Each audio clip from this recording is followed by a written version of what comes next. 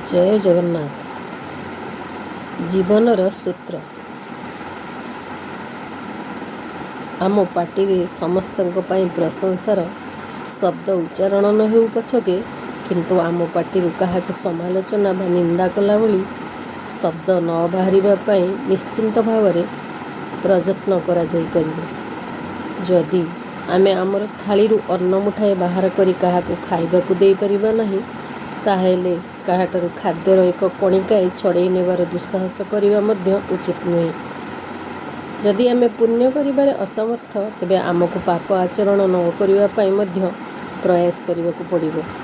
जदि आमे सत कहि परिबा नाही तेबे असत्य कथा कहिबा ठारू बहु दूर रहिबा उचित। एथिपई दृढ़ संकल्प एवं पुरुषार्थ मध्य करिबा उचित। आउ सेही भगवत चिंतन करी प्रभु श्रीकृष्ण का निर्देशित परम प्रकाश अभिमुखे नित्य यात्रा करुथिबा व्यक्ति ही सत्य को अनुभव करिपारंती। सेही मदीय धारा एवं चिर चिन्मय चेतना रे जाग्रत व्यक्ति ही संसार दावानलरू उद्धार होई परिबे। एणु प्रत्यह भगवत चिंतन भगवत गुणकीर्तन भगवत महिमा मनन करुथांतु।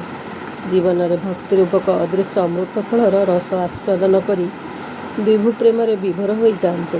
अप्रमेय भक्तिर धर्मधारा आपण स्थूल सूक्ष्म और कारण शरीर को नित्य शुद्धपूत पवित्र करिथंतु। यह ही जीवन जीवार भिन्न एक सूत्र। जय जगन्नाथ।